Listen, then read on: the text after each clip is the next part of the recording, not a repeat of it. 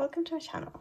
In this video we're going to explore more cable options for the circular knitting machine. These are the three options we will cover today. This first one is more of your traditional knitted cable and expands on the technique I covered in my last cable video. I will link that in the cards and in the description box below. So using the techniques from that video, we will start by marking the needles where we want the cables to be. Cast on and knit a couple of rows.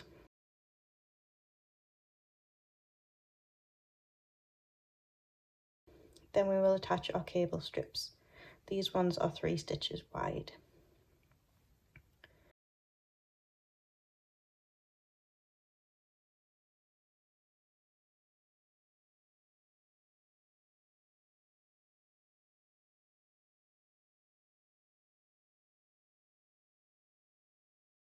Once attached, we will knit 5 normal rows.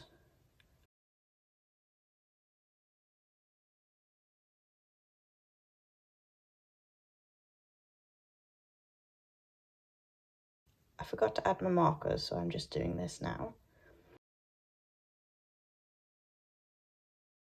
We're then going to attach the strips from the right to the first marked needles. And then the strips from the left to the second marked needles. I'm just showing the concept of what we're doing, and then I will change camera angles so you can see how we do it in more detail. So then you want to finish the row and then knit 5 normal rows. 1, 2, 3, 4, 5. Then again, we're going to take the strip from the right and add it to the first 2 needles.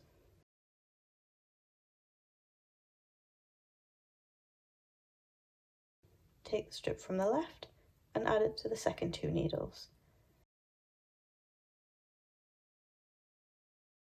Finish the row and knit 5 stitches.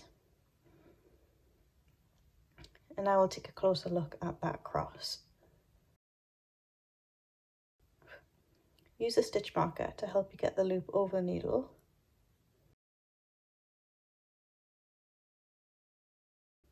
And then move the stitch marker to its next place, which is the 3rd bar, also known as the 6th stitch.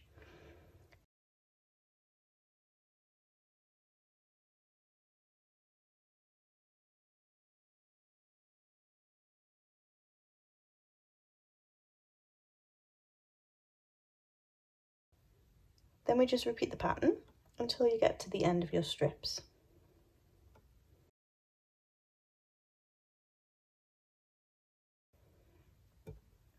And then you end up with this twisted cable, which is a bit more of a standard, like I said, a standard knitted cable. And then you can join these pieces into any projects you're creating. I use this one as a decorative cuff on an arm warmer, but it would look great on a sweater or along the neckline of a cardigan. Really is nice to sort of incorporate it into any project, or like here you can mix and match it with other cables to create a really decorative sweater. So this next technique is a similar concept. That's this one here, but it's still a bit of a work in progress. So I started the same way as before, but this time we are creating moving cables. So instead of crossing the strips, I moved them 1 stitch away from each other.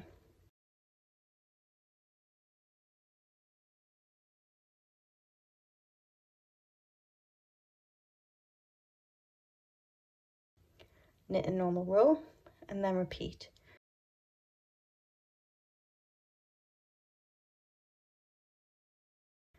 I did 3 rounds of moving each strip away from each other and then started moving them towards each other. So as you can see, they came out a little wobbly.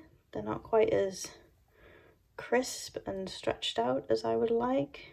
You see, it's just a little wobbly, which makes me think the strip needs to be 1 or 2 needle sizes smaller than the swatch we're actually knitting on.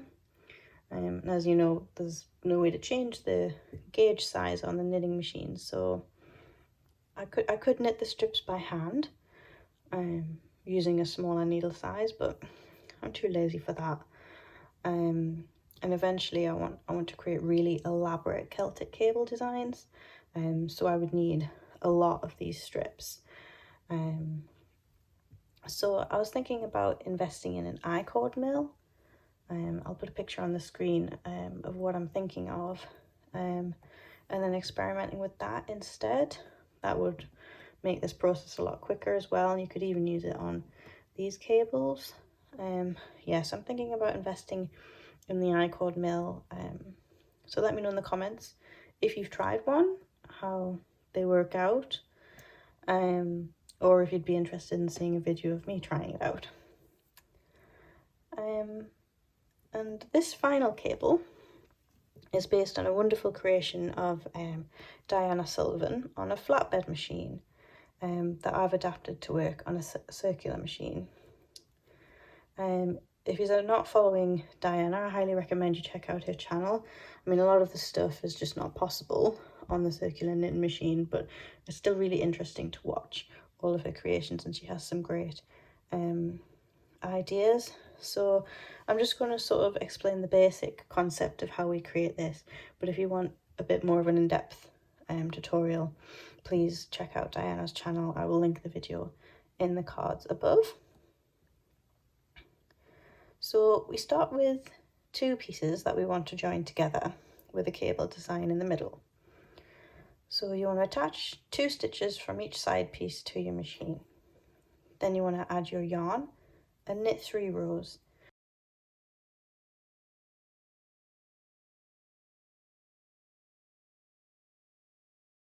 Then we're going to attach more side stitches from one side, knit 3 rows, then attach side stitches from the other side. And then we just repeat that pattern of knitting 3 rows, attach from a side, knit 3 rows, attach from the other side. And if you alternate sides, that's what creates the cable effect.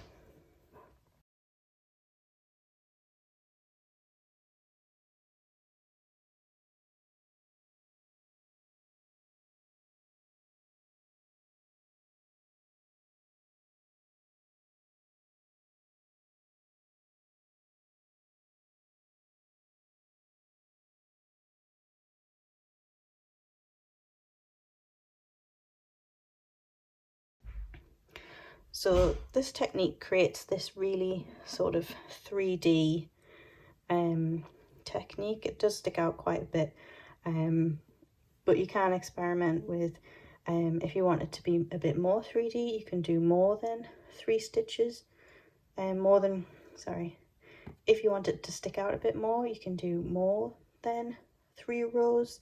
If you want it to be a wider cable, like I think in Diana's example, she used 6 stitches, whereas I only used 4.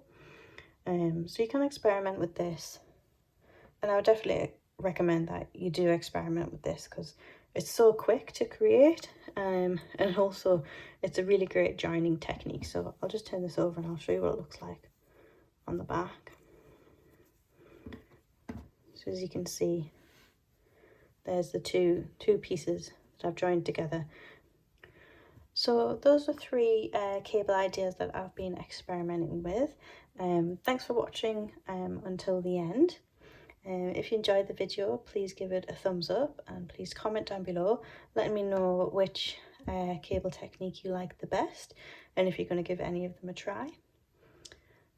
Please subscribe if you want to see more adventures, and why not check out this video on the screen that you might also enjoy. Bye.